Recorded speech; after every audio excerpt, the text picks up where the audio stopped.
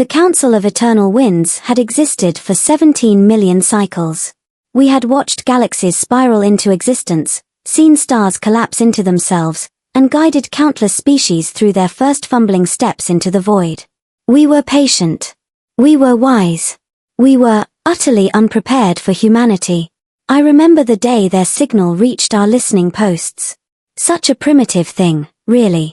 Radio waves bouncing through space like a child shouting into a cave. The younger species always did this, screaming their presence to the cosmos with all the subtlety of a supernova. We smiled our ancient smiles and prepared the usual welcome protocols. Another batch of infants to nurture. Another civilization that would need millennia of guidance before they could sit at the table with the grown-ups. How magnificently wrong we were.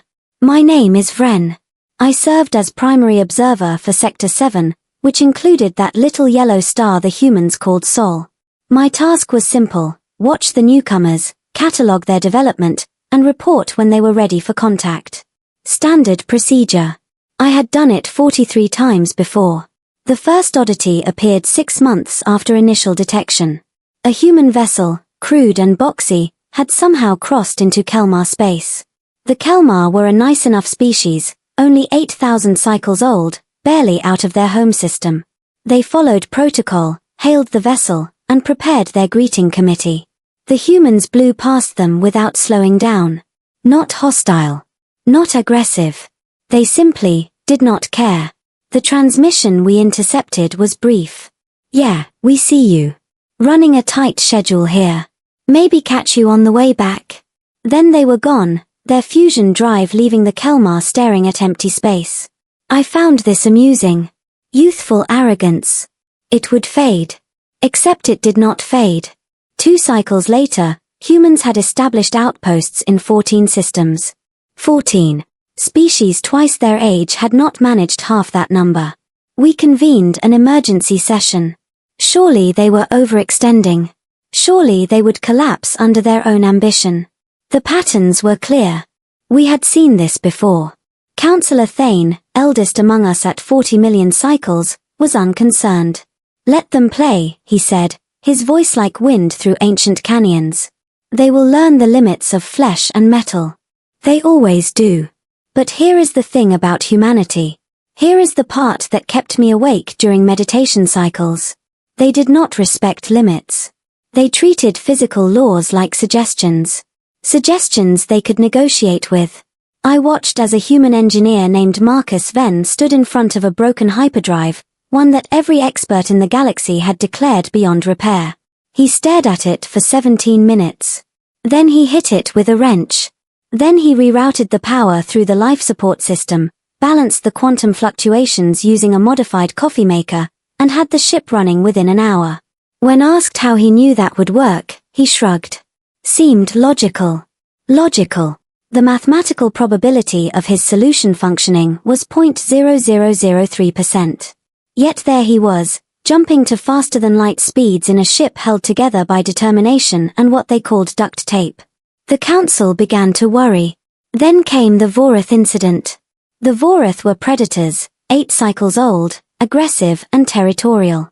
They had destroyed 2 peaceful species and were expanding rapidly. We had been monitoring them, preparing our response. These things took time. Diplomacy.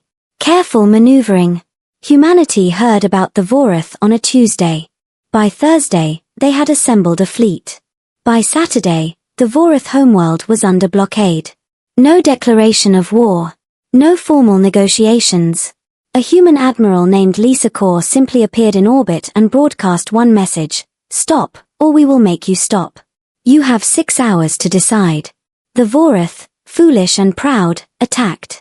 The battle lasted 9 minutes. Not because humanity had superior weapons, though their creativity with conventional arms was disturbing. No, it lasted 9 minutes because the humans had spent those 6 hours talking to the Vorath civilians. Broadcasting messages. Sharing music. Showing images of human children playing with alien pets. Making jokes. When the Vorath military attacked, 60% of their own population refused to fight. A civil revolution sparked by cat videos and stand-up comedy. The Vorath government surrendered not to superior firepower but to their own people demanding change. I still cannot fully process this. The council met again. Thane was no longer smiling. They are dangerous, someone said. No, I replied, reviewing the data streams. They are something else entirely. Because here is what we had missed. Here is what 17 million cycles of wisdom had blinded us to. We had been measuring humanity by their technology, their age, their development. We had looked at 4,000 cycles of recorded history and called them infants.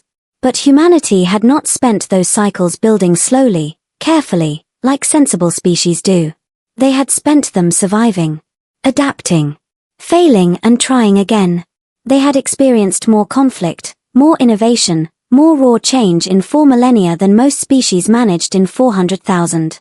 While we had been sleeping through peaceful ages, they had been forging themselves in fire. And now they were here, walking among the stars with the confidence of those who had already survived the worst their own planet could throw at them. War, plague, extinction events. They had stared into the abyss so many times that they had memorized its face. We thought ourselves the elders. We were wrong. The revelation hit me during the Festival of Remembrance, 3 cycles after the Vorath incident. Every species in the known galaxy sends representatives to share their oldest stories, their foundational myths. It is a sacred tradition, one that reinforces our collective history and reminds us of our place in the cosmic order. Humanity sent a woman named Jordan Hayes. She was young by their standards, perhaps 30 cycles in their reckoning. She wore simple clothes and carried a battered data tablet. When her turn came to speak, the entire amphitheater fell silent.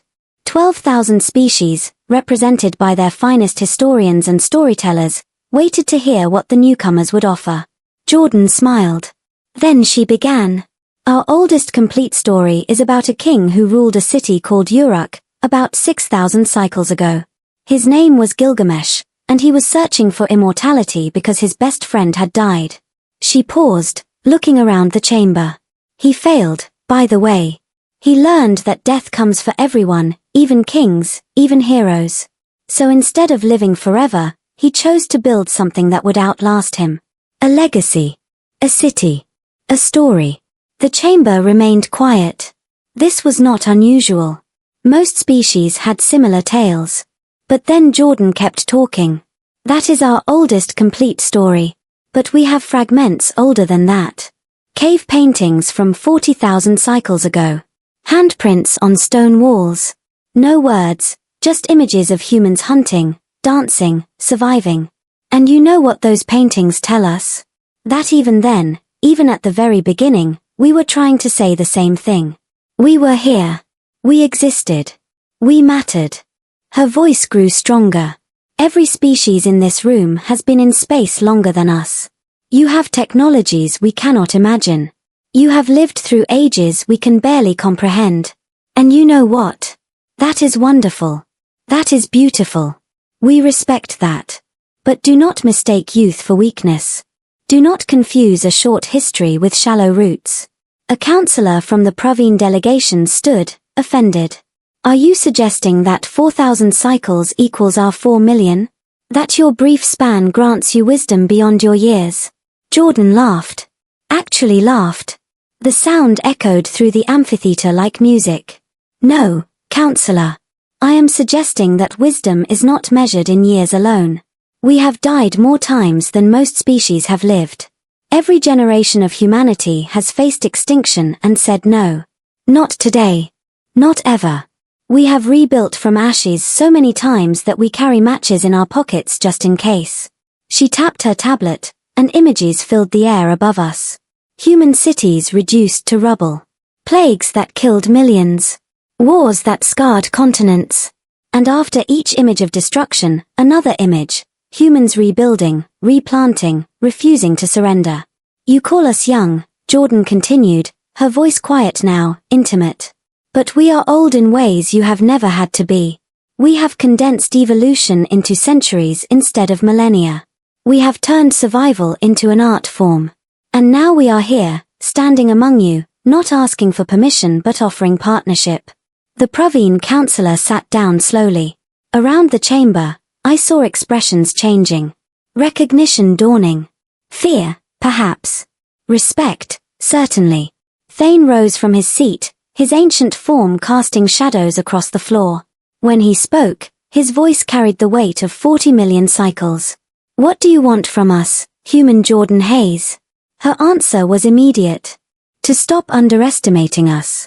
To recognize that age and wisdom are not the same thing. To understand that humanity will never be your students, your pupils, your children. We will be your equals, your partners, your friends. Or we will be nothing to you at all. The silence that followed was profound. Then Thane did something I had never seen in 17 million cycles of service. He bowed. Not a formal gesture, not a diplomatic courtesy, but a genuine acknowledgement of truth received. We have been fools, he said simply. Forgive us. Jordan bowed in return. Nothing to forgive. You could not have known. How could you? We are an impossible thing. A contradiction. Young and old. Weak and unbreakable. We should not exist, but here we are anyway, being generally annoying and refusing to follow the rules. Laughter rippled through the chamber. Real laughter, warm and surprised. That was 5 cycles ago. Since then, everything has changed. Humanity sits on the council now, not as junior members but as full participants. Their solutions to problems are unconventional, often ridiculous, occasionally brilliant. They have taught us to question assumptions we held for millions of cycles. They have reminded us that survival is not the same as living. Last month, a human scientist named Priya Okafor solved a quantum equation that had stumped our greatest minds for 600,000 cycles. Her method involved something called interpretive dance and a lot of coffee. It should not have worked. Mathematics does not care about physical movement or caffeinated beverages. But it did work. Because humanity approaches the impossible as if it were simply improbable. And the improbable as if it were inevitable. I think about Councillor Thane often now. How he said we were fools. He was right, but not for the reasons he thought. We were fools not because we underestimated humanity, but because we forgot a fundamental truth. Age does not grant wisdom. Experience does.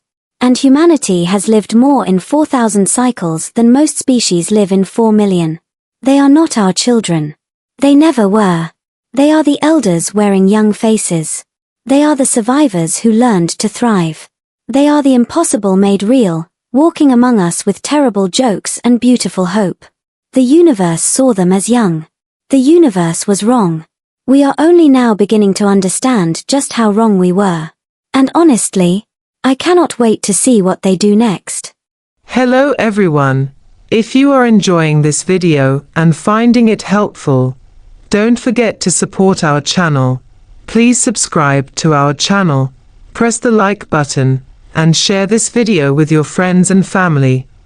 Also, make sure to turn on the notification bell so you never miss our upcoming videos. We regularly upload amazing, informative, and entertaining content just for you. Your support means a lot to us and motivates us to bring even better content in the future. Thank you so much for watching, and welcome to our growing community.